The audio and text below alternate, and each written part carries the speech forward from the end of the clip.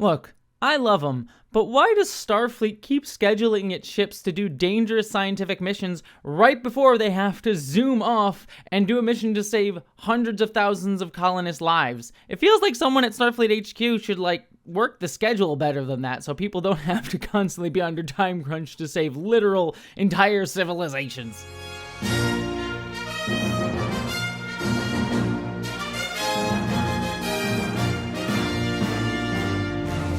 Hello, interwebs! I hope you are all doing well because I am here to review the latest episode of Star Trek Strange New Worlds Season 3. This one, Episode 9, Terrarium.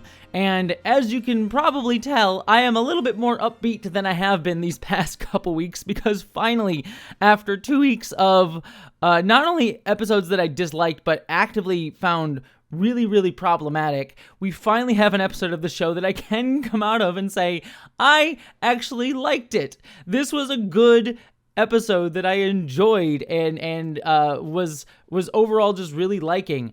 In fact, I would go so far as to say this is probably my favorite episode of the season. Unfortunately, that is still damning with faint praise because I have not really liked a lot of this season, and still this episode is by no means a knock it out of the park, oh my god, amazing episode like we had in previous seasons, like with Ad Aspera Per Aspera or the Lower Decks crossover episode. This is just not to that level of I really love these episodes. This is just a solid episode, but it does end up being one of the better episodes of the season. And I think part of the reason that this episode is one of the ones that I like the most is that it is very much emulating a very well-known sci-fi trope, and specifically a sci-fi movie, that I'm not going to spoil here because to even say it would probably give away a little bit too much of the plot of this episode that you should just get to enjoy. But I think by relying on that trope, it at least allows the episode to stay structurally sound and use that structure to start to say something kind of interesting and actually deal with one of the larger problems that I've had with the show in terms of its portrayal of a particular element of the Star Trek mythos. Sorry, I'm staying very general here just for spoiler-free section. We'll get into specifics in a moment. This episode, though, does focus finally on Ortegas, and I think Melissa Navia does a phenomenal job throughout this episode. Hats off to her. She really kills it and brings it. The other element of this episode that I really liked is Celia Rose Gooding's Uhura, who does another amazing job throughout this episode. I adored Celia's performance throughout all of this. They just absolutely killed it and gave a really heart-wrenching performance that I really enjoyed. And then on top of that, we have a really great showcase from Pike as a leader. I have been criticizing in the past few episodes of this season, and those still stand, that Pike has come across as a very wishy-washy captain. This episode, though, finally reminded me of, this is the Pike that I like. This is how I enjoy seeing Pike, a Pike who is compassionate, caring, who understands the struggles of his crew, but will still make the command decisions when needed. He's not necessarily the cowboy swashbuckler that Kirk is, but there is a kindness and empathy in his command style that I really particularly enjoy when he's written really well, and he is written really well here. So all of that was just so good to see. I will say there are some things that I do dislike about this episode. Namely, one, that, again, it is just kind of copying another sci-fi trope and movie and not really doing anything particularly new or interesting with that formula. So it is a kind of rote episode. But I'll take rote to a degree at this point over things that are actively offending me, like the past 2 weeks' episodes were. But then on top of that, this episode ends on a moment and then a reveal that I don't particularly like, because there's one choice that happens here that I think will be the entire hinge point of whether people like or hate the ending, or even like or hate the entire episode. It literally is a moment that could swing your entire read of the entire episode. For me, the choice with what they did, and I'll talk more about it specifically in spoilers, doesn't break the episode for me. I see what they were going for, and I see what they were trying to do, and it's not uninteresting, but it is one of those things that I'm just sort of there is a more interesting choice here, but because this is a prequel, and because you have to arc towards the original series and also want to have a little bit of nostalgia, we end up having to do this other thing that I found, frankly, to be way less interesting. So I'm not, openly offended by the end of this episode. I was a little bit saddened by it. Now, that is kind of part of the point. I just found it to be the least interesting choice with the things that this episode had set up. So the ending is not bad in my opinion. It'll be a controversial one, I think, for sure, for a lot of people. For me, I just think it is the least interesting of the many options that they could have gone, and I think the reason that they went with that option is because this is a prequel, and we need to arc towards the original series. But that is everything that I can say in the spoiler-free section, so if you have not seen the episode yet, jump off here, and we will get into spoilers. Alrighty, now that we're in spoiler section, I can just outright say it. This episode is basically doing Enemy Mine. If you have not seen Enemy Mine, it's a fairly good science fiction film about a human and an alien that he's at war with crash landing on a planet, and they end up, going from enemies to friends. They work out the differences and learn, hey, we're not so different, you and I. It's become a common trope in a lot of science fiction. Star Trek itself has done it a bunch of times. There was an episode of The Next Generation where Geordi landed on a planet with a Romulan, and they worked out their differences. There was an episode of Star Trek Enterprise where Trip landed on a planet and worked out his differences with another alien. So this is a trope that Star Trek has done before and done to varying degrees of success, but it is a fairly easily copyable structure to do larger thematic discussions within. And this episode uses that structure to finally have us talk a little bit more about the Gorn and finally address some of the problems that I've had with the way the Gorn have been depicted in this show. Because my big criticism of the Gorn this entire series has been that they've been depicted and even actively called by characters like Pike monsters. Hard to understand, Bob. They're monsters. Monster's a word to describe those who don't understand us. And sometimes a monster's just a monster. And that has always very much felt anti-Star Trek to me. You know, it's fine if you want to have a big blockbuster science fiction action thing where you have an enemy to defeat, some drones to blow up or whatever. It seems like Strange New Worlds just wanted to use the Gorn for that. Star Trek has always been to me about like coming to understand those that we see as other, as different as our enemy. Like most Star Trek stories have come to be about nonviolence or coming to understanding or things like that. And here, finally, we get an episode that actually starts to, for lack of a better word, humanize them through this Enemy Mine setup. Again, it's very rote and tropey, but at least it's doing the Star Trekian thing, and I really needed that. I think this show took way too long for us to get here, and it was using that structure earlier so it could have its big blockbuster science fiction action, so it could have its cake and now eat it too and do the Star Trek thing, which I think is a little bit disappointing because it's like, oh, you wanted to just do big blockbuster sci-fi action, which I kind of find boring, but at the very least, you're circling back around eventually to doing the thing that I want Star Trek to do. Again, still in a very tropey, conventional way, but at least it's doing something recognizably Star Trek that I enjoy. This doesn't fix all of the problems with the way that I feel the Gorn have been depicted in this show in particular. It still doesn't address the whole thing of back at the beginning of the season with Hegemony Part 2, where the Gorn just acted like a hive mind and chased after the radiation and then went back to sleep. It still doesn't answer the question of like how this galactic spanning, capable of making starships civilization still just acts on instinct like that without any seeming intellect. So still weird stuff in terms of how the Gorn are being depicted as like a civilization and how they function. But at the very least, we're getting a personifying story with the Gorn here. And we do that all through Ortegas. And Melissa Navia kills this performance. She is so freaking good throughout all of this. I love when she eventually crash lands on the planet, trying to survive, building the water purifiers. Like, I made water. It was really, really fun. I made water! Beto, if you could see me now, I have made water! And just all of her interactions with, I'm going to call her Gorny, because Gorny is an adorable name, and I love Gorny so much. We'll talk about her in a second. But all of her interactions were so heartfelt and good that I really enjoyed them. While I like this episode and Melissa Navi's performance is phenomenal, I still can't help but feeling like, why are we doing this with Ortegas' character and not La'an? I actually feel like, the ending of this episode aside that we'll get to, La'an's the character that I think this episode would have been much more interesting to do with, because she's had the trauma from the Gorn throughout her entire life. There's a much longer history of trauma there that I think could have been more interesting to explore rather than this more recent trauma that Ortegas has been given. It's kind of this thing that a lot of people pointed out is that Ortegas' storyline is just kind of reiterative of La'an's. And it feels like the writer's not really knowing what to do with Ortegas beyond simply just giving her trauma. And, that's kind of a little bit disappointing. Again, it's used to great effect here for the most part, So I'm not saying, it doesn't have decent results at the end, but it just ends up feeling like we could have done this with Lon and been probably more interesting for it and given Ortega something else to do. And it just feels like they just don't know what to do with her other than trying to just do something like this. So a little bit disappointing on that front. But again, we're given a good episode and Melissa Navi gets a chance to shine. So, the trade-offs there of that. The other thing that I will say about this is this is one of the few times where I actually really liked the volume. The moon that Ortegas lands on was really suitably creepy, and the volume gave a great sense of scale and desolation and isolation that I think this episode really needed. So often I feel like the volume gives these like big cavernous spaces that make the space feel undefined and a little bit like too open in ways that I don't really like. And this is both in the case of Star Wars and Star Trek, which use the volume quite a lot.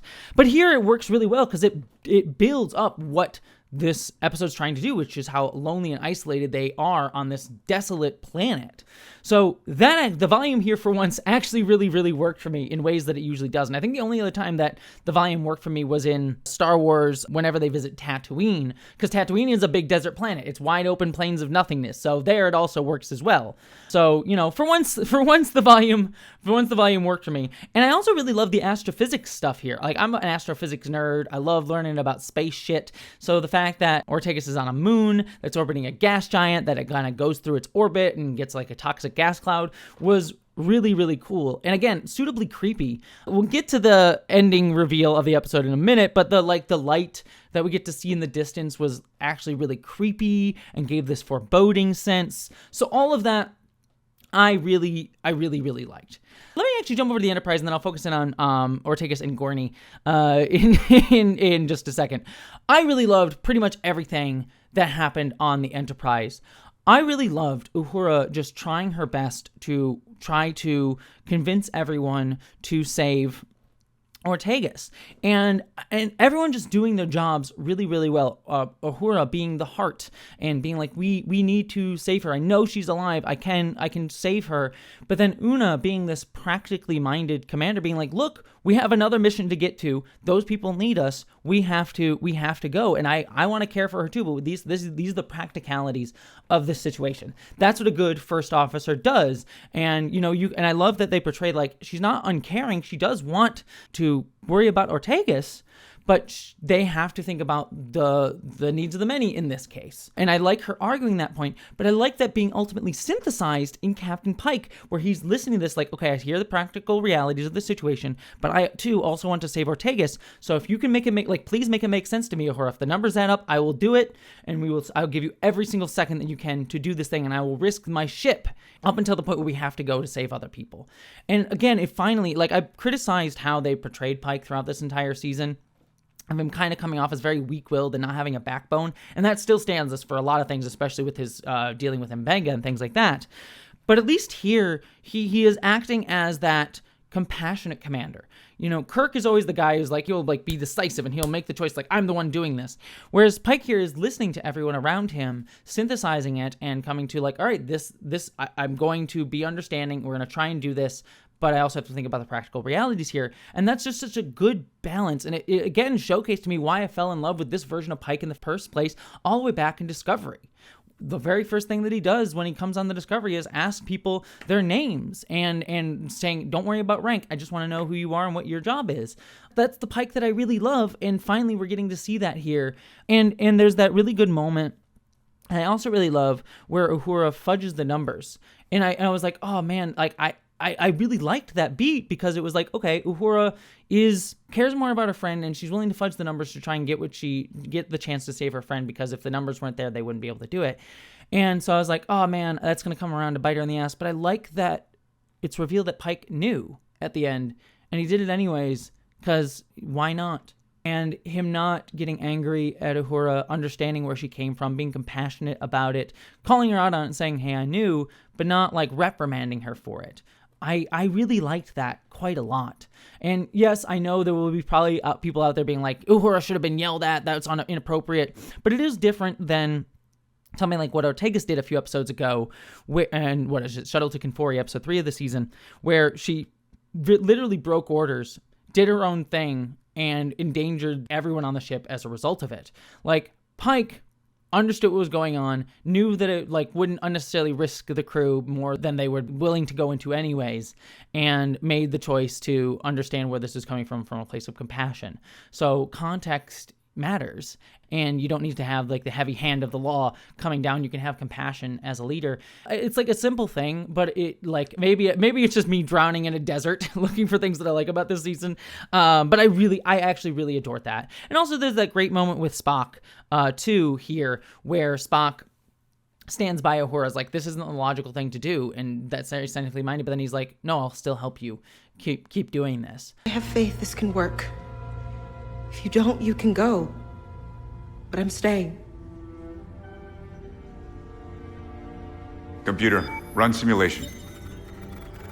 That's Spock to me, right? Like, Spock is the logical guy who's like, this is what's logical. This is the choice that we need to make. You know, it doesn't make sense for us to keep doing these things over and over and over again. But then when push comes to shove, he will still make the choice that is caring and kind and understands others and wants to help others. That's Spock to me. Like, this episode got these characters so well. I understood Uhura really well, showcased Uhura in a really great way. I also really liked the moment where when they are in the wormhole and they're looking for Ortegas, Uhura speaks, and I believe Swahili. I don't speak the language, so correct me if I'm wrong on that. But like, speaks something that's authentic to her and her heritage and her lineage, giving her some cultural specificity and who she is, not just as a person, but, you know, the culture that she comes from. That feels, again, very Star Trek to me, in that it's showcasing infinite diversity and infinite combinations, showing us something unique about someone's culture and perspective.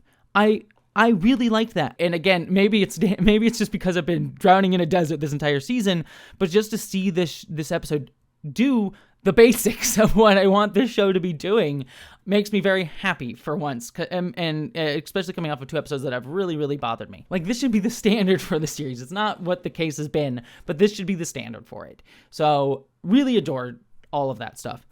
Let us get over to the other stuff that I actually really enjoyed as well, which is everything to do with Ortegas and Gorn. I adore these interactions. Like, it is, again, there's a little bit of tropey roteness to it, of like Ortegas being like, you know, you kind of know where it's going, and I'm sitting here with these scenes where Ortegas is going like, what, you want to kill me? Come on, just kill me. A trap? I go for the meat, you grab me, pull my legs off? And then like the Gorn throwing your food is like, what, you want to play with your food before you, like, all of that stuff. It is that sort of like, these are the standard beats. Oh, they mistrust each other. Oh, now they like each other. Da da da da da da da da. And I'm glad we kind of sped through it a little bit, but it was sort of like, okay. But where I really started to enjoy the episode is when we get the interactions between Gorn and Ortegas.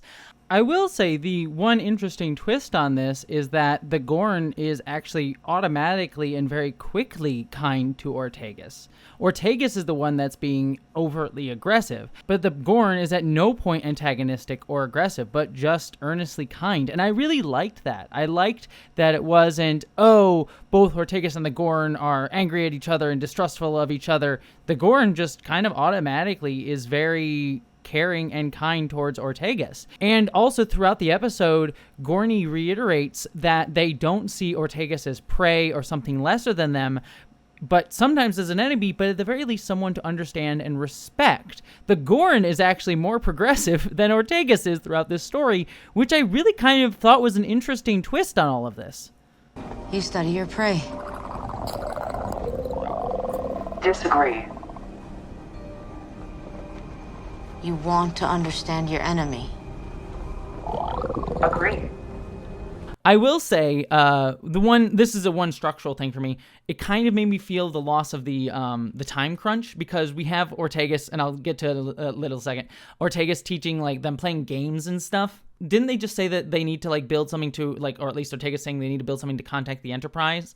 And it's sort of like you're wasting time playing games or whatever. So I'm like, the time crunch between the Enterprise was like, we gotta move fast because we gotta go save those colonists. And then Ortegas like, I'm playing chess here. The time pressure felt weird in both storylines. That being said, though, Ortegas and Gorn playing chess, and when they started playing chess, I'm like, chess is the first game you teach? Chess is such a complicated game.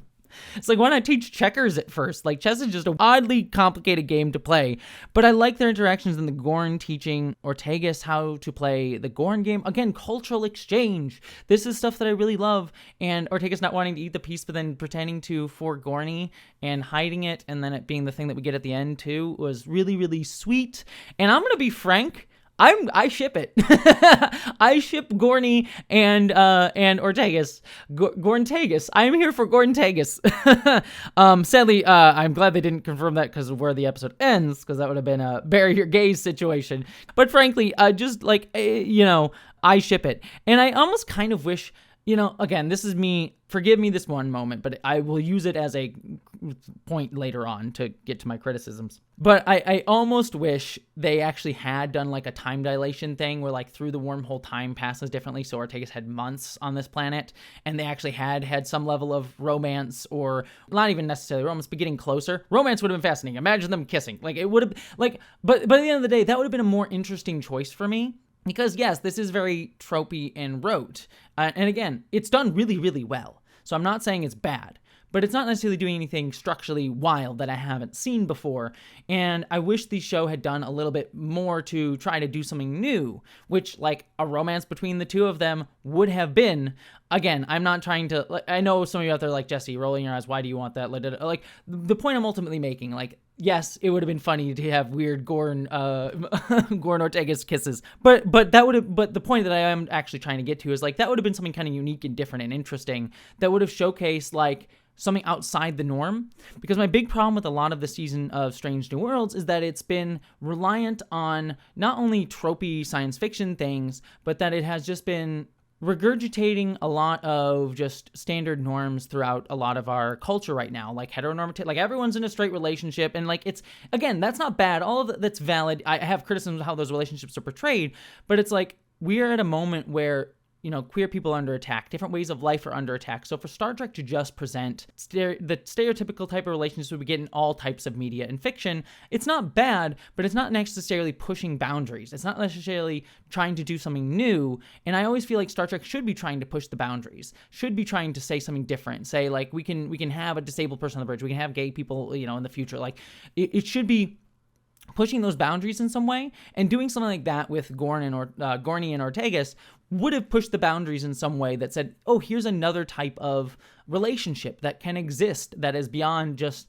the same types of relationships we get in every single TV show, that the same types of those relationships that are acceptable by our current cultural standard. Like, push the boundaries a little bit. And it doesn't need to be through queerness or like romance stuff. I'm just using that as an example because it is like the one that immediately comes to mind because of who I am. And it's one that would have been very easy to do within this episode. But sadly we don't get that. We just sort of get the friends to enemies sort of thing. So, again, this isn't me just writing my own fanfic here. It is me saying like there were opportunities here to push things a little bit further outside of the typical, and they didn't really take it. And it's not bad, but it is a little bit like safe, I think is the best way to put it. And that's been the problem with this entire season of Strange Worlds. It's been safe. And I just want to push these writers to go further. And because when it gets safe, it falls into the trap of the last two episodes where it relies on very problematic assumptions by a lot of our society, like biological essentialism or like rah-rah jingoism, American exceptionalism, that the last two episodes fell into. I think a lot of that happened because they're just trying to be safe and then relying on cultural norms. So I want to push the writers whenever I see these opportunities, like go further, because if you go further, you end up actually being not only more interesting storytelling-wise, but you end up having Star Trek say something new. And this episode doesn't really do that. That being said, though, it at least is doing something that isn't offensive to me. So take that. And is good. It's good. It's just not particularly interesting in a like grand scheme of things. Like, okay, you did your enemy mine. And I'm glad for you. It's fine. It's good. It's finally at least getting the Gorn some personality, but you could have done a little bit more with it. And before any of you come at me saying, oh, a relationship between Ortegas and a Gorn would have been way too weird, go talk to any fan who has played Mass Effect and romanced the only acceptable romance option, Garrus. Also, Thane is sexy too. But Garrus! Also, Liara. They're all great. But Garrus. Oh, one other thing that I wanted to say before we get into the end of the episode. the Starfleet branded fire starter. I love all the weird ways the prop department on Star Trek shows finds ways to add Starfleet brands everywhere. One other criticism is Ortegas' plan to try to get the little centipede things to help the Gorn didn't make sense to me. I realized that she was going out to try and kill the centipedes to try and get the oil for Gorny to help her leg. I did like learning a little bit more about Gorn society, is like, if you're seen as weak, they kill you. That very fascist sort of like, if you're disabled, you die sort of thing. That actually is, again, showcasing me a little bit more about Gorn society through someone who would be seen as ostracized by that society. Gorny would have been killed as a disabled person in her society. It shows a very fascistic mindset in the Gorn, like kill or be killed, survival of the fittest, might makes right sort of thing, which is interesting. That's actually interesting, showcasing me Gorn culture through someone who would have been ostracized for it for being disabled. That's really cool. I like that. That's good. Good, Star Trek. Good. You did good. But Ortegas' plan didn't make sense to me. It just, like, she sets off this fire thing, and then it turns off their force field. From what I gather, it was Ortegas running, like, oh, she got overrun by the monsters and then ran away and set off the fire thing a little bit too closer than she intended to, setting off the force field, breaking the force field, thereby them needing to use the fire starter to blow up some of the atmosphere of the gas giant to send a signal to the Enterprise instead of using their array that she had built. So I get functionally why that happened, but it just seemed dumb to me. It's like, okay, if that was a danger, why didn't Ortegas go further out?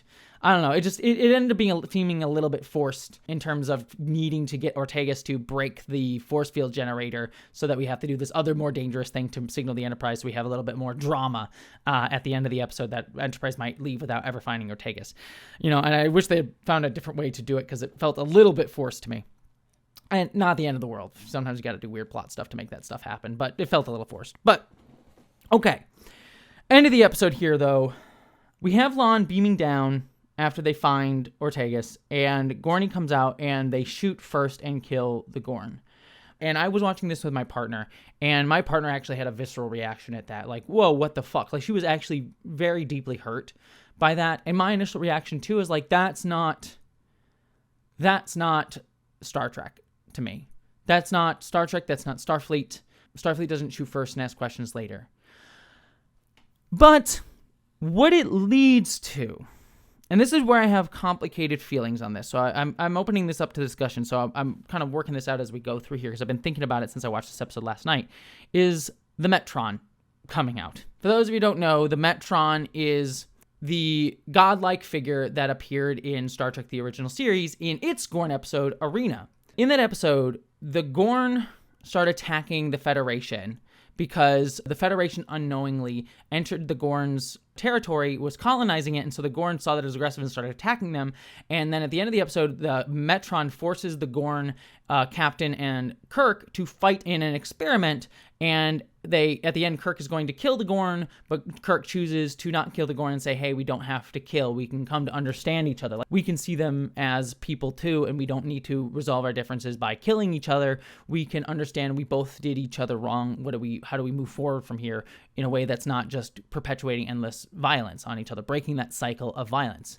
So that's the message of that episode in a way that I really like, and it's facilitated by the Metron, who realized, like, oh, Captain, you're a more evolved species now because you're choosing not to kill. That very Star Trek-y original series message of, like, we're an evolved humanity. We've grown beyond the shackles of our childhood sort of thing. By sparing your helpless enemy, who surely would have destroyed you, you demonstrated the advanced trait of mercy. Something we hardly expected. We feel that there may be hope for your kind. So, realizing that's the end point of where this is going, bringing in the Metron here, what they're trying to say with what the Metron says to Ortegas essentially is, oh, humanity has not yet hit that evolved state yet. You still shoot first and ask questions later, and you still have some growing up to do. We will see you later on in the original series, essentially, and we'll see how you've evolved there. This is basically the episode setting itself up as a prequel. And to a degree, there's an element of me that's like, okay, there is something interesting in that, in saying the humanity of Strange New Worlds is even slightly less evolved. Evolved is the wrong word. I always hate evolved, but mature maybe is probably, like, evolved is used in Star Trek a lot because it, like, presumes, like, there's an arc towards evolution, all that stuff, when evolution is not how that works. Mature is probably, humanity is not matured enough yet. And you still have some stuff to work through because you still see the Gorn as monsters and you react that way. And I kind of like that because that does kind of somewhat thematically resolve the stuff with like, oh, we just see the Gorn as monsters sort of thing. So there is something being done here that resolves some of the problems and themes that I've had with the way the Gorn have been used this entire show. Do I wish it had been confronted a little bit more directly with characters like Pike or La'an, who are characters have been struggling with the entire show? Yes, I very much do, which is why I wish La'an had been the one to get the storyline, not Ortegas. Again, I get what they're going for with La'an there, in the sense that, like, oh, okay, La'an is one that has trauma from the Gorn. She's reacting, an instinctual reaction that leads to Gorny getting killed. And Ortegas has to wrestle with that at the end of the episode. Like, she literally says, like, Gorny was my friend, and La'an is my friend. I don't know how to reconcile those two things. She saved me. She was my friend. La'an is my friend, too. Interesting idea, an interesting concept of like we have to wrestle with these unresolvable things of like La'an killed someone that I cared about and did something wrong, but I also care about La'an, and trying to wrestle with those two things is interesting. So I don't necessarily hate that on its face, but there's a part of me that wishes we had not done this with Ortegas, done this with La'an, and then just said, like, generally humanity is still kind of shoot first, ask questions later when it comes to the Gorn. Like, have Pike be the one to do that, because it would at least been confronting the characters that have been dealing with these questions, rather than Ortegas, who has kind of had it thrust on her this season. Pike and La'an have been dealing with these Gorn trauma, and we see them as monsters questions the entire show. And we're not going to really confront them with it. We're going to just put it on Ortegas, and now Ortegas is the one that, has to deal with those themes. So it's just like, it's an unfortunate, like, I love Melissa Navia. I think she did a great job this episode, so I'm not knocking that, but it just feels it just feels weird to have Ortegas go through this arc. But coming back to the Metron of it all, I get that they're trying to set this up as a prequel to then arc towards the original series to say, like, hey, humanity needs to mature more, and by the time that we get to Kirk, humanity has matured more. I don't necessarily hate that, because it at least is showcasing humanity still being flawed and needing to learn and grow, which is kind of what I love Star Trek for. I love Star Trek stories that are about humanity not being perfect. They've matured in some ways, but we still need to learn in others, and we're still wrestling with things that we need to know, but that we are still trying to do so, and we actually have given ourselves a better chance to try to do so because we have created a world where we're not fighting each other and our own bigotries, but we're still wrestling with some of those same internal problems, but we're reaching always to be better, rather than greed or all of those things, those sides of ourselves. So we're more apt to choose the more healthy, mature option. I like that as an idea.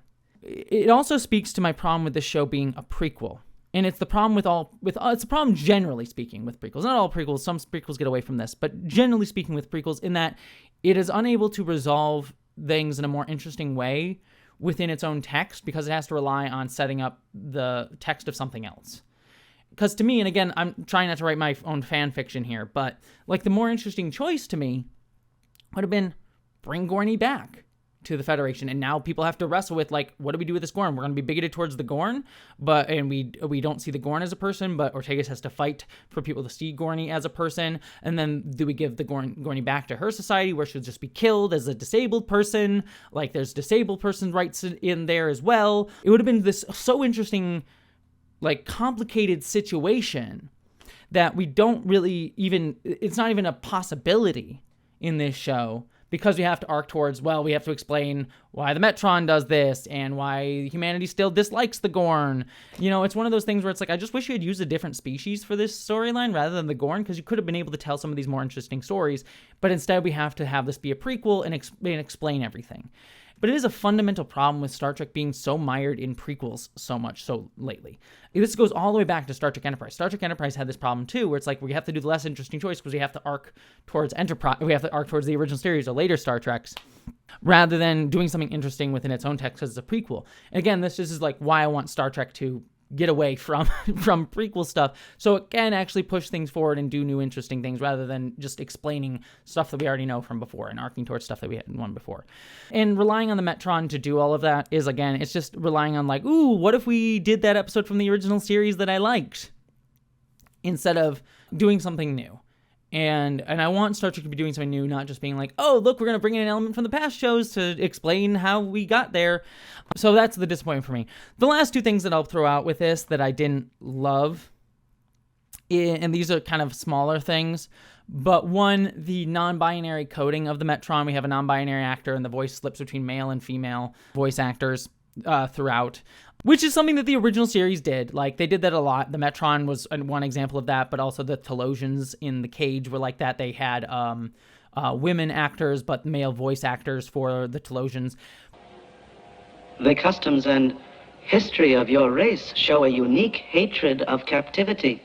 But it's coding non-binariness as alien, which I don't love. It's a thing that Star Trek has repeatedly done, and I had thought we had gotten away from by having actual non-binary characters within Star Trek, like Star Trek Discovery. And it would be fine if this show had more non-binary characters. We've had one in one episode who was a villain, and I loved Captain Angel way back in season 1, but you can have more non-binary people. And so I would be have less of a problem with the non-binary coding of this character if they had more non-binary characters. But to just, again, it speaks to the prequel thing. I was like, oh, the original series did it as a non-binary alien, so we'll do it too, without really thinking about it. And just, it's nostalgic stuff without really thinking about, like, okay, yeah, we're just implying non-binary people are alien and inhuman in a way that I don't like. You know what I mean? And again, it would be fine if we had more non-binary characters or even queer characters on the show, but to use that coding without having that additional context, I don't love. So there's that element of it. The other thing that I really hated, which it hurt my brain a little bit, was when the Metron says, like, oh, we may have to alter your perception of the Gorn in future. You won't remember me. And perhaps someday, we may need to reset your perception of the Gorn as well. Which is seemingly the show trying to explain why the Gorn in the original series look like a dude in a rubber suit. Why do we have to explain why they look like in a rubber suit? Like, you don't need to explain that. You don't need to explain why they look like a guy in a rubber suit. It's fine. It was the 60s. We understand that these things have evolved and look different over time. Like, it's fine. I particularly like the guy in the Gorn rubber suit. It's funny. But, like, you don't need to explain it. You don't need to explain it. And so there's that element of it. But even worse, the implication then becomes, and I think this is what they might have even intended to say, is that the Metron says we're going to alter their perception for you so that they will look more human, like standing upright on two legs, looking more human-like. And what that says then is that in the original series episode Arena, part of the reason that Kirk is more willing to be merciful to the Gorn captain is because the Gorn captain looked more recognizably human. They did this same thing in the Sailot Who Ate Its Tail, which is to say, oh, we only care about something when it looks more recognizably like us. They were human beings. Why does that make it feel so much worse? And to me, Star Trek, right from one of my favorite episodes, which is Devil in the Dark in the original series, one of the messages of Star Trek the original series all the way through is that when things that look less like us, that don't look recognizably human, are still worthwhile beings that we should understand on their own terms. Doing that with the Horta. What Sheep Vandenberg said about the Horta is exactly what the Mother Horta said to me. She found humanoid appearance revolting, but she thought she could get used to it. Oh, she did she? What it was ultimately saying was, like, you should accept people on their own terms for who they are, rather than asking them to conform to a standard that makes them look more recognizable to you. And so for Strange New Worlds to say, like, no, it is easier for humans to recognize something as worthwhile and a person because they look more recognizably human, it just saddens me because it's unchallenging. You know what I mean? Like, Star Trek should challenge us to see people who are different from us as still worthwhile beings, rather than saying, like, well, maybe if they looked a little bit more like you, maybe you would feel good about it. Because there's a weird underscore of assimilatory logic in there. You know, as a trans non-binary person, just use this as an example here. You know, there's a lot of people that will say you would fit in better if you just decided to try and look more like the gender you're looking like. Why do you want to be non-binary? Why don't you just be more of a woman? Why don't you look more feminine? And then you'd get less bigotry aimed at you. It's like, no, you should accept me for who I am rather than asking me to conform to dominant cultural norms to fit in. And for Strange New Worlds to kind of give that sort of implication through nostalgic lens nonsense to say, oh, we'll change the Gorn so they'll be more human, so you'll be more likely to respect them as people, is a little bit saying, like, oh, we think less of humans because you're less likely to personify something and treat it with respect unless it looks like you. It's like, yeah, I guess that's true. We are more likely to personify something if it looks more like us, but, like, I want Star Trek to hope better of humans than that. You know what I mean? It's, again, the episode kind of doing nostalgic nonsense to rely on sort of preconceived notions on how we empathize with things. And it's like Star Trek should not be relying on preconceived notions on empathy. It should be challenging our notions of empathy, saying, hey, your empathy should go further. Rather than saying, oh, we understand how human empathy works. This is all you'll always have to be. It's like, no, humans, go further. Be better. So, yeah, I really disliked that line. And it also still relies on the thing of like, oh, a thing needs to die for us to feel sad about it. It's the same thing that episode The Say Lad Who Ate Its Tail thing did, which is like, oh, we feel bad after they die, rather than actually getting to wrestle with them being alive. And again, as a trans person who's being attacked right now, it's like, I'd rather people try to understand me now rather than wait until I get killed as a trans person to go like, oh man, I feel so bad that trans people are dead. It's like that ungrievability thing of like, oh, we don't really see them as humans now, but we'll feel bad about them after the fact. You know what I mean? And so it's like, all right, this is fine, but it's not really challenging anybody. So at the end of the day, just looking back on this whole episode, again, I like it. And it is nice to say that, especially this season, that we have an episode that, generally speaking, I really liked. But again, I feel like the reason that I ended up liking this episode, for the most part, is that it was relying on a structure and science fiction trope that is just good old reliable. And it showcases again to me Strange New Worlds is not really willing to push things forward and do anything really super challenging. It just seems to be wanting to regurgitate, oh, we saw Enemy Mine before. Oh, we wanted to set up Arena. Like, the episode's impulse seems to be more interested in doing those things than really saying anything new. And because those things, Enemy Mine and the original Star Trek episode Arena, were saying things that still feel pertinent to today, this episode comes away being one that I'm like, okay, this one doesn't actively offend me in a ways that the past two episodes did, because those stories are still somewhat relevant. Whereas the past two episodes of the season and a few episodes of the rest of the season were relying on more outdated norms and tropes and traditions, like, the romantic comedy episode of episode 2, which was like relying on very cis heteronormative norms of, oh, we gotta have Spock worry about the girl, and have this whole like, oh, what if the girl's someone, like the whole jealousy plotline, or like these things about jingoism and American exceptionalism, episode 7, and then last episode with the biological essentialism of the Vulcans. Like, those were also relying on the same norms and traditions as this episode is. However, those are much more problematic in it, and that's why I'm like, those are deeply, deeply problematic episodes, whereas this one's just fine because this episode is at least doing nostalgic things with stuff that aren't as problematic. And so, like, these episodes are good. I don't hate it. There's some really good stuff in here. Especially love everything on the Enterprise, and I especially like Ortegas and Gorn's relationship, which is beautiful. I ship them very much so. But at the end of the day, it is still not doing anything particularly challenging. It is ultimately my large problem with Strange New Worlds this season, is that it's not challenging at you. It's not challenging you. It seems like it's wrestling with big ideas, but it ultimately is relying on tropes that have been done before. And those things that were done before were challenging people. And as a result, the episode itself now sometimes can challenge people, but it's doing so as an echo of things that came before, rather than trying to do anything that's new today or speak to anything new today. Like, this episode could have been made in the 2000s or in the 80s or in the 60s. Like, you could have done this same exact episode, and in some cases it did do these episodes in the 80s, in the 2000s, with Next Generation and Enterprise. So it's like, you're not really speaking to the moment. You're speaking to something, which is not nothing, I guess, with this episode, but you can give a little bit more, because ultimately, at the end of the day, if you're just regurgitating those older things, it's like, why don't I just go watch those things? I will say, I am coming away from this episode, generally speaking, positive, but it still wraps up in my whole emotions about the season, in that it's just, at best, this season is fine.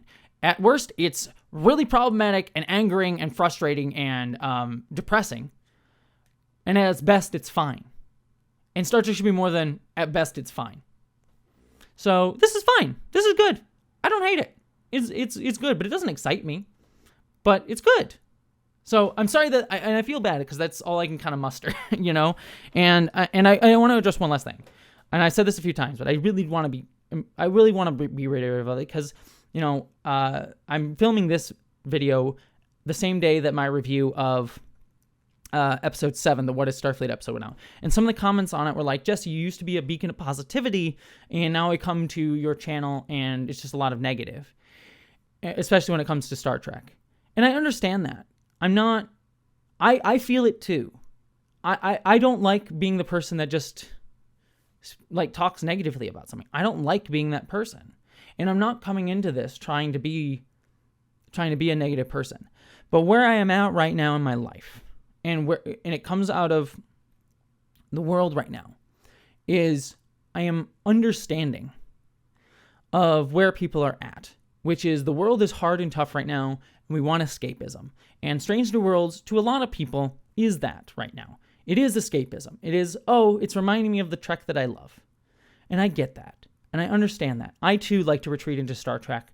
I listen to my Star Trek audiobooks when I'm stressed out, and have been listening to them a lot lately because the world is tough. So I understand, and I'm not shaming people for that. But as a critic, which is my job is to look at where we're at as a culture in the context of when these things come out as, and my opinion as a person, is my perspective as a person, and say, this is what I see. And what I see is a Star Trek that's not really challenging anything. And given the world today, we need fiction that challenges people. And we are in a capitalist society that is stripping meaning just to regurgitate things back to us with nostalgia. And that's sad. I hate it when things do that, but ultimately, at the end of the day, whatever. But when you put that in the context of a society that is growingly fascistic and harming people, that then can get taken for other deep, dark ends, especially as we see with stuff going on around Star Trek. And I am here to say I am on Star Trek's side. I am not here to be negative. But what I am saying is I want Star Trek, and push Star Trek, push its writers, push the people working on it to think deeper. Push more. Go further. And even more especially, bring people into the room who are different than you. Not just trans people, but people who are different from you. Be it in front of the camera or behind the scenes, so you don't keep making these mistakes, or you at least get new perspectives that bring new ideas to the room that challenge people or make people think in a different way. That's what Star Trek should be doing, and that's what I'm challenging the writers of the show to do. And we're not getting that. And so I'm going to sit here and I'm going to beat that drum. And I'm going to try and do it in a way that is not trying not to come off as combative or hateful. I will be negative, and I will express my depression and sadness at some of the messages that Star Trek has shown lately, because they actively hurt me as someone who cares about this franchise. But I am not here to be someone to hate on things. And I'm not here to be someone who is not going to be critical. But I am here to push you, and I'm here to be on your side. But being on someone's side does not mean being a cheerleader. It means saying, I am here to try to push you further. And sometimes sometimes people get angry at that. I've seen that happen a lot, where when I say, I want you to do better, people take that as, how dare you? You're saying I'm the problem. It's like, no, I'm not saying you're the problem. I'm saying you can do better. I expect better of you. If I didn't expect better of you, then that would be the worst thing. When I give up and I say, all right, well, this is who you are, I guess. This is what you are. This is what Star Trek is. That's the real loss. I'm not here to be someone's enemy, but I am here to try to push you to think deeper. And Strange New Worlds has not been thinking deeper. And so, at the end of the day, I'll be like, yeah, this is a good episode. You did good, but you can do better. So, all right, that's my thoughts. I'd love to hear all your thoughts down below. What did you think of this episode? But beyond all that, my friends, hope you all live long and prosper.